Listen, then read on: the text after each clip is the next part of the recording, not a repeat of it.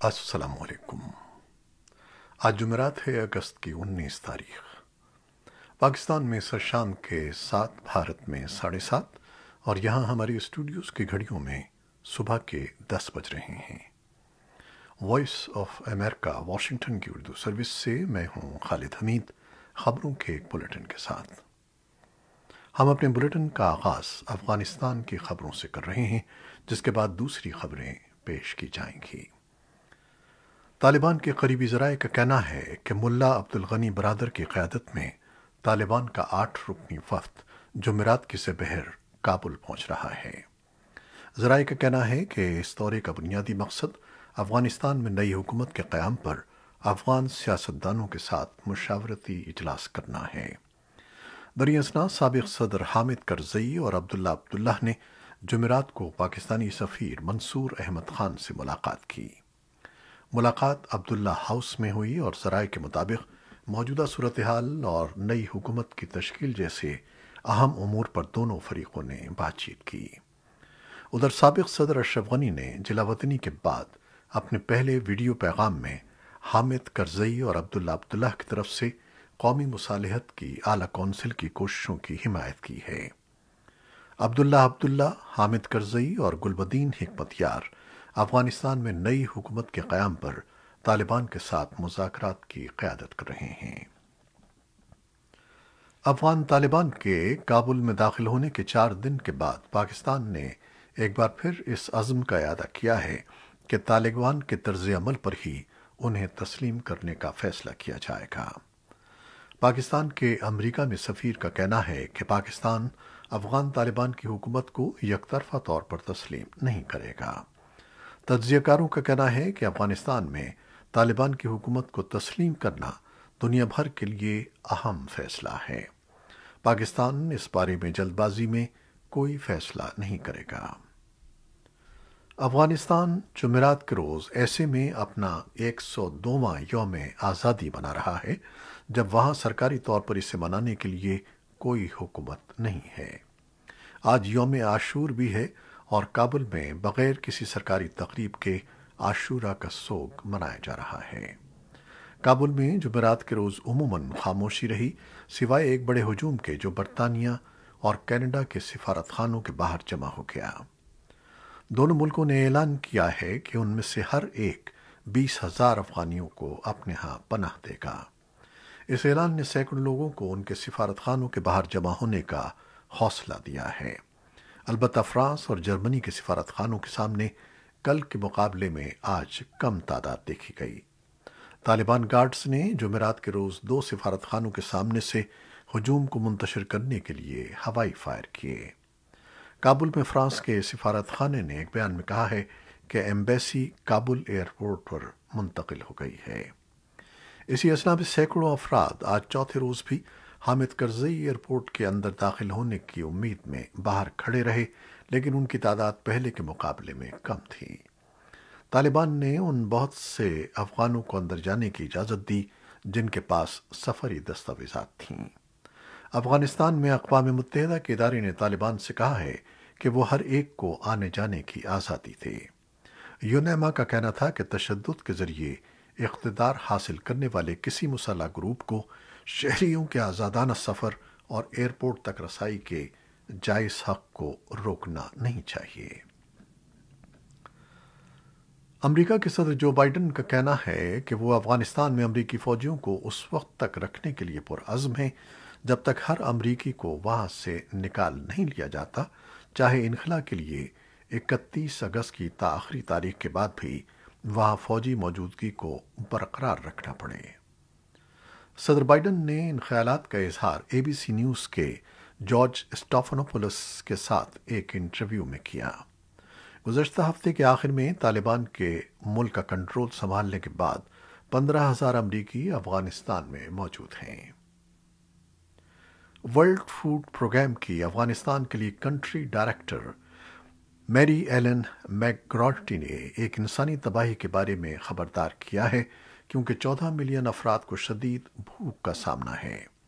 ایک video briefing میں بدھ کے روز صحافیوں سے باتیں کرتے ہوئے انہوں نے کہا کہ ملک کو درپیش اضافی چیلنجوں کی وضاحت کی گئی ہے، جن میں شدید خشک سالی اور کورونا وائرس کا وبائی مرض بھی شامل ہیں۔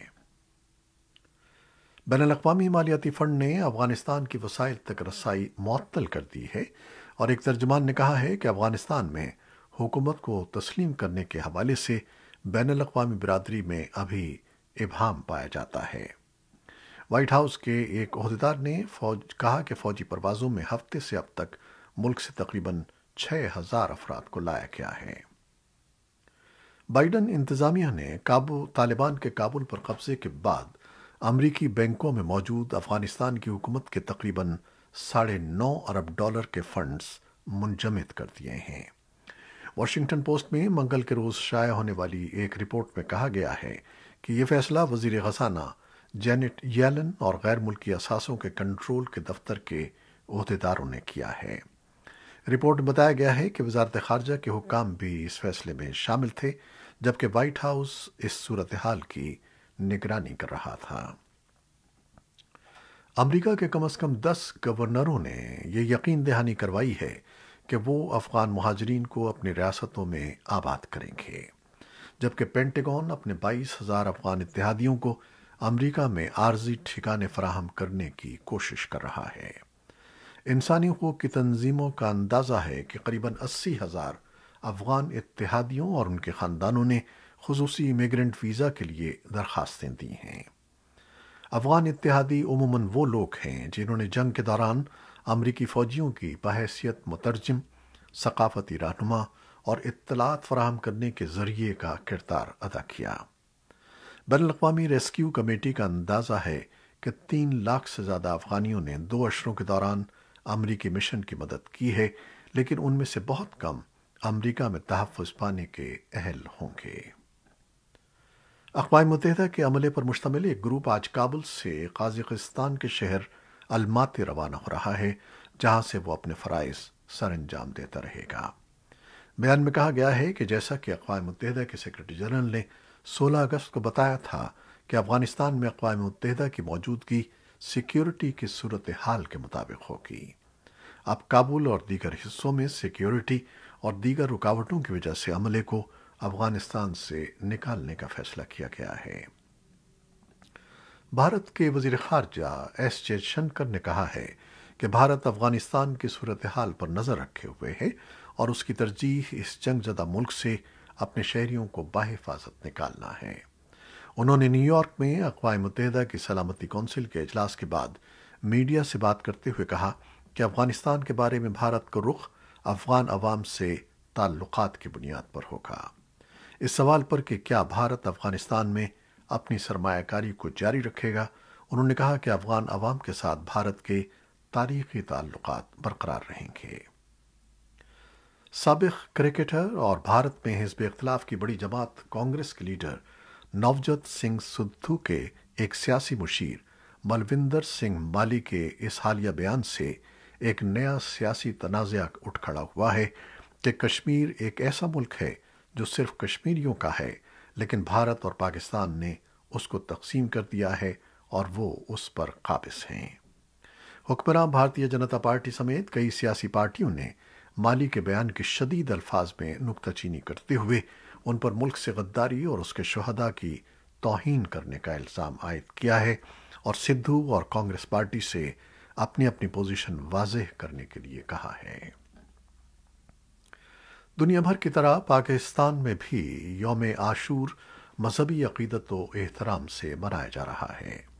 اس دوران وفاقی اور صوبائی دارالحکومتوں سمیت کئی شہروں میں نواسۂ رسول اور ان کے خاندان کی یاد میں چھوٹے بڑے جلوس نکالے جا رہے ہیں، جبکہ مجالس بھی منعقد کی جا رہی ہیں۔